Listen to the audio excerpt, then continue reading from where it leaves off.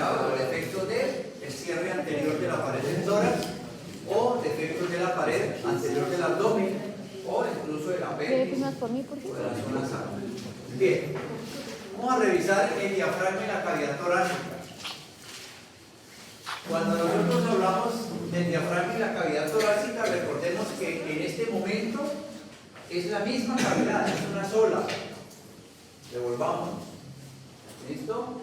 Miren, es una sola cavidad que está conformada. Aquí tenemos intestino anterior, intestino intermedio e intestino posterior. No hay una separación entre lo que va a futuro ser. Mira, aquí vemos el hígado, aquí debe estar la cavidad cardíaca y no tenemos absolutamente ninguna separación entre esas dos estructuras que a futuro tienen que dar. La estructura 370 879. La estructura que la va a empezar a dividir se denomina el tabique transverso. Tabique transverso es una placa de tejido mesodérmico, sobre todo de mesodermo visceral, que va a definir o a ocupar el espacio intermedio o la separación o el punto medio entre lo que va a ser la cavidad torácica y el pedículo de fijación del saco uterino. Recuerden que el pedículo de fijación del saco uterino está a nivel abdominal, ese es el ombligo. ¿Listo? Todo se va a unir y ese pedículo de fijación se va a transformar en el cordón umbilical. Entonces, en ese punto intermedio se va a ubicar ese tabique transverso o se va a empezar a generar ese tabique transverso. En los primeros días o en las primeras etapas en las cuales se empieza a formar este tabique transverso, no va a generar una separación completa entre lo que es el tórax y el abdomen. Es decir, se va a generar una estructura de tipo mesodérmico, pero que en sus partes laterales va a generar dos orificios o va a permitir dos orificios que son los conductos pericardio-peritoneales. Es decir, estos conductos pericardio-peritoneales van a mantener la comunicación entre la cavidad torácica y la cavidad abdominal, hasta que finalmente terminen de cerrarse esos dos conductos cuando se produzca el cierre total o la conformación total de ese diafragma. Desde aquí, de estos conductos pericardio-peritoneales, podemos nosotros anticiparnos entonces a lo que vamos a ver como uno de los principales defectos de la creación de este diafragma, que son las hernias diafragmáticas congénitas.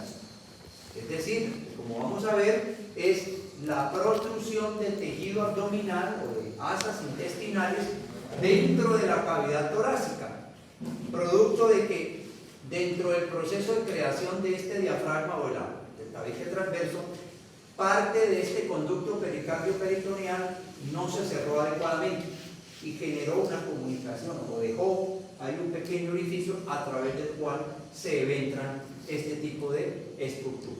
¿Listo? Otro aspecto importante es que de estos conductos pericardio-peritoneales, que obviamente van a quedar como paralelos a este intestino anterior, van a dar origen a las cavidades pleurales. ¿Listo? Dentro del tórax. Bien. Una vez tengamos o se empieza a formar el tabique pleural, el tabique transverso, y genera estos conductos pericardio-peritoneales, empieza a producirse la generación de unas estructuras también de origen mesodérmico llamadas yemas pulmonares. Estas yemas pulmonares van a tener un crecimiento desde posterior hacia anterior, muy similar al proceso de crecimiento o desarrollo que tuvieron las costillas. Y a propósito, ¿quién se acuerda de qué estructura embrionaria originaria del mesodermo provienen esas costillas o toda la parte osteocartilaginosa del tórax? Somitas. Bueno, sí, pero el somita se diferenciaba en tres estructuras bien importantes. Entonces, de las tres, ¿será el esclerotoma, el miotoma o el dermatoma? El esclerotoma. ¿Listo? Bien, para que te lo recuerdo. Ok. Entonces va a tener ese mismo crecimiento de posterior, lateral y luego volverse anterior. Por eso pulmones van a tratar de encerrar la cavidad pericárdica. ¿Listo? Y con la expansión o con el crecimiento de estos pulmones, el mesodermo de la pared corporal entonces va a producir en definitiva el tórax como tal, porque entonces ya vamos a tener tejido osteocartilaginoso, que es la parte ósea, la parte muscular y la parte interna que se contiene dentro del tórax, que son los pulmones. Y adicionalmente las membranas pleuropericárdicas, que son, como hemos visto, extensiones o prolongaciones de esos pliegues pleuropericárdicos que van a permitir, y no solamente si lo van a permitir, sino si Dios lo permite también, y alcanzamos a ver el desarrollo del tejido vascular al final del curso, podemos ver estas venas cardinales son las que van a dar origen a la aorta y a la cava. Por ahora van a recibir el nombre de venas cardinales comunes, porque todavía no se han diferenciado en su componente venoso o en su componente arterial. Y adicionalmente también nos va a dar origen a los nervios frenos. Entonces ya con el cierre de esta cavidad o con la expansión de estos pulmones, ya queda conformado todas las estructuras que tienen que estar incluidas dentro de esa cavidad torácica. Entonces miremos cómo es el negocio. Este es el extremo cefálico. Aquí estaría el intestino anterior. Este sería el extremo caudal. Aquí tenemos el intestino posterior. Vemos que es una estructura tubular que inicialmente es comunicada. ¿Listo? Y vemos aquí la aparición por debajo de la cavidad pericárdica o de la vesícula pericárdica. Vemos la aparición del tabique transverso. ¿Listo? Aquí, ¿dónde quedaría más o menos por acá? La inserción del pedículo de fijación y saco vitelino. ¿Listo? Mira, aquí está. ¿Sí lo ven? Entonces, por debajo de la cavidad pericárdica y entre la inserción del conducto vitelino va a aparecer este tabique transverso. Listo. Y miremos que en este corte que le han hecho, miren el desarrollo o la disposición que tiene. Vemos que ese tabique transverso se coloca anterior al intestino. Anterior. ¿Sí lo ven acá? Está anterior. Y en su discurrir vemos que a los lados del intestino anterior deja dos orificios, uno al lado derecho y otro al lado izquierdo, que son los que dijimos que eran los conductos pericardio-peritoneales, que son los que mencionamos que permitían la comunicación y que en el evento de que no se terminen de cerrar van a dar origen a las famosas hernias diafragmales. ¿Listo? Entonces aquí vemos ya cómo este tejido mesodérmico, este tabique transverso, es lo que me va a empezar a generar el origen del diafragma. Adicionalmente, en la cavidad torácica vemos, como ya habíamos mencionado, la aparición de las yemas pulmonares.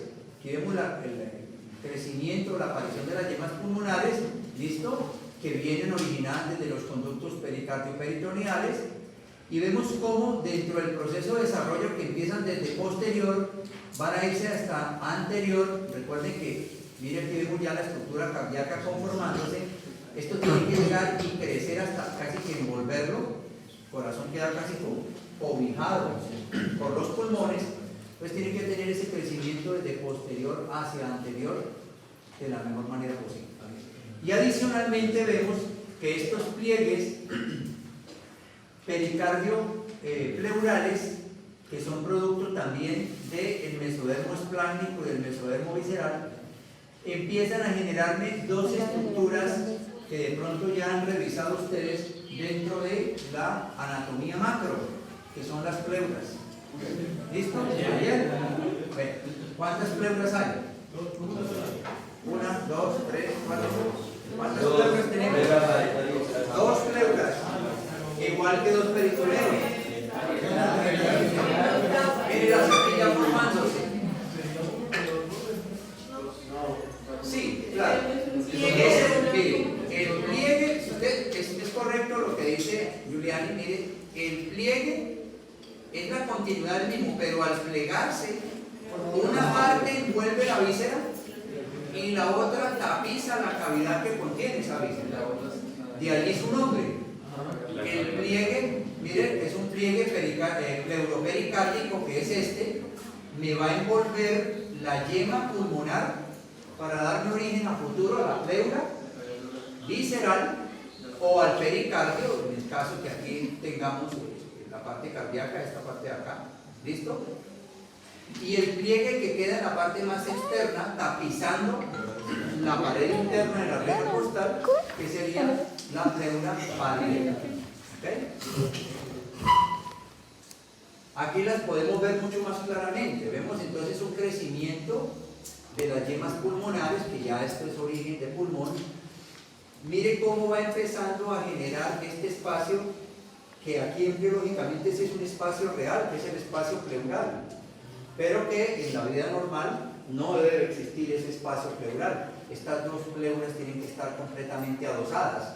Solo tiene la lubricación del líquido pleural, que les va a permitir simplemente desplazarse en contigüidad, pero más no a separarse en sentidos opuestos. Es decir, yo me imagino, bueno, no sé si lo revisaron, como cuando uno moja dos vidrios. Usted puede frotar esos dos vidrios en este sentido, pero al tratar de separarlos es más difícil, porque ese líquido genera una tensión superficial, que es el que mantiene unidas estas dos pleuras. ¿Qué lo puede separar? Pues alguna derrame pleural, algún neumotórax o cualquier ingreso de una sustancia o de un líquido o de aire dentro del tórax. Ahí sí separaría esas dos pleuras. Pero en condiciones normales tienen que estar muy bien pegadas. Pues miren, aquí ya vemos nosotros identificado claramente la pleura visceral, la pleura parietal, y vemos el pericardio. Y miren cómo la disposición que les decía del crecimiento de los pulmones en sentido anterior va a cobijar.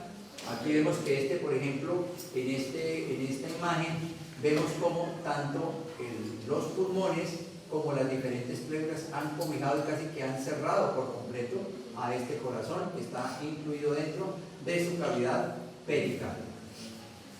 Adicionalmente, decíamos que para que se terminara de conformar todo el contenido de la cavidad torácica, pues tenía que aparecer el nervio frénico, ¿listo? Aquí ya vemos algunos vasos sanguíneos que inicialmente surgían en la anterior, creo que los alcanzamos a ver. Esta es una vena cardinal común, y la ven acá, que finalmente al proceso de Norberson termina de convertirse en la vena cava superior, ¿listo? Y esto que sería aorta, ¿listo? Estaría un poquitico mucho más anterior con respecto a la cava. Bien, eso a nivel del tórax, por supuesto. Entonces ya más o menos vemos la conformación. Miremos las costillas ya terminando aquí de terminar de formar. Es un proceso que se va dando simultáneamente, ¿no? Hasta que termina de conformarse completamente la cavidad torácica. El diafragma, como les decía, aquí vemos los pliegues pleuroperitoneales, ¿listo? Y los conductos pericardio-peritoneales, miren. Estos son los que tienen que cerrarse y el tabique transverso tiene que empezar a unirse con estos pliegues pleuroperitoneales para conformar una estructura de estas características. Recuerden que el diafragma tiene dos características bien importantes. ¿Es solo músculo? ¿Ya lo miraron? Tiene un alto componente tendinoso. ¿Listo? Entonces es músculo tendinoso. Entonces vamos a encontrar que va a tener un gran componente muscular, de allí su participación en el proceso de respiración como principal músculo de la respiración, pero también hay una estructura que van a identificar muy bien, que es el tendón diafragmático. Y aquí viene su origen embriológico. El tendón diafragmático viene en su gran mayoría conformado por lo que originalmente o embriológicamente fue el tabique transverso, que ya vimos que es el que al final termina de conformar la estructura que nosotros en la edad adulta conocemos como diafragma, que va a separar las dos cavidades. Si por alguna razón este cierre, que ustedes se dan cuenta que este empieza a irse hacia posterior y este hacia anterior, queda algún orificio, entonces vamos a tener el pequeño defecto que son las hernias diafragmáticas. ¿Listo? La hernia diafragmática congénita, que como ustedes se pueden dar cuenta, mire, hubo una ausencia de la membrana pleuroperitoneal. Entonces allí no se terminó de conformar ese diafragma. Pueden ser derechas, pueden ser izquierdas, y entonces básicamente vemos que el diafragma queda con un pequeño orificio acá, permitiendo que asas intestinales eventren o se protruyan hacia la cavidad torácica. pregunta, no sé si ustedes de pronto estén en condiciones de responderla, pero el otro grupo, algunos sí tuvieron la... Esto desde el punto de vista externo, esta criaturita es normal. No vamos a observar un defecto así, porque esto es un defecto interno del corazón, del diafragma. ¿Cómo pudiésemos nosotros identificar esto? Una hernia diafragmática en un recién nacido, en un niñito que tenga un mes. ¿Qué pueden ustedes encontrar al examen físico? ¿Qué pudiesen ustedes, con lo poco que han revisado, imaginarse que pudiese uno hallar? ¿Puede haber algo de dificultad respiratoria? ¿Por qué? Porque no hay una adecuada expansión de este pulmón. ¿Listo? El pulmón izquierdo, estamos de acuerdo. ¿Qué otra cosa? ¿Duro, Juan Pablo? En la auscultación, ¿qué encontraría yo en la auscultación? Muy bien. Ruidos intestinales en tórax. No sé si de pronto ustedes ya hicieron alguna práctica donde se auscultaron los ruidos cardíacos. Los ruidos respiratorios. Aquí muchos no me pueden decir que no. ¿Listo? Los ruidos respiratorios son muy característicos. ¿Listo? E incluso los ruidos abdominales yo creo que todos los hemos escuchado. Yo creo que estamos a punto de escucharlos, son las 11:30. Entonces yo creo que dentro de poco los vamos a empezar a escuchar. Y son un ejemplo. ¿Listo? El paso del peristaltismo moviendo. Entonces, si yo escucho esto en tórax, ¿y esto qué pasó? ¿Cómo así? También puedo encontrar velamiento, se llama así desde el punto de vista semiológico, velamiento de los ruidos cardíacos. Es decir, que yo cuando voy a auscultar el corazón o los ruidos cardíacos por la zona por donde está la hernia, los escucho como más lejanos, porque esto se convierte como en una obstrucción. ¿Listo? Entonces, escucho ruidos intestinales y los ruidos cardíacos ahí como que se apagan, como que pierden su intensidad, contrario a que cuando se los coloco, por ejemplo, acá. Digo, bueno, aquí debe haber algo que está obstruyendo la adecuada auscultación de los ruidos cardíacos, y adicionalmente estoy escuchando ruidos intestinales. ¿Cómo así? Entonces, sencillo, mándenle una plaquita de tórax y ustedes se ganan 5 allá en la rotación por pediatría. Hizo diagnóstico de una hernia diafragmática simplemente por semiología. Entonces, bien importante, muchachos, hacer esos exámenes clínicos. Esto pues tiene un pronóstico muy bueno, ¿no? Es un pronóstico fácilmente con un proceso quirúrgico se puede resolver este defecto, se devuelven estas haces acá, obviamente si se diagnostican de manera temprana, porque si no se pueden encarcelar o se pueden obstruir y se pueden necrosar, y ahí sí ya tendríamos problemas mayores. Pero esto, defectos del cierre o ausencia de la membrana pseudoperitoneal, que sabemos fue la que da origen al cabello transverso y posteriormente al diafragma. Listo. Ya ahí tenemos lo que es el tórax conformado, y terminada la 8ª semana, entonces, como características importantes, vamos a ver que los dedos de las manos están separados, pero algunos pueden aparecer unidos por alguna pequeña membranita. Hay unos factores de diferenciación celular que se dejan o se inhiben en su proceso de manifestación entre esas zonas, y por eso el tejido desaparece. Cuando hay algún defecto en el proceso, pues podemos encontrar más adelante, vamos a revisar esos temas, las sindactilias o las ausencias de algunos dedos, o polidactilias incluso. Pero ya más o menos se ven los dedos bien formados. Igual las muescas o espacios de separación entre los rayos digitales de los pies ya son bien evidentes. Todavía empezando o a mediados de la 8ª semana vamos a encontrar algo de eminencia caudal, pero ya después de la 9ª semana o 10ª ya desaparece, porque aquí ya es muy pequeña. Ya se puede observar lecho vascular en cuero cabelludo. ¿Listo? Y en algunos casos, ya terminando la 8ª, empezando la 9ª, podemos encontrar incluso centros de osificación, principalmente a nivel de los huesos largos.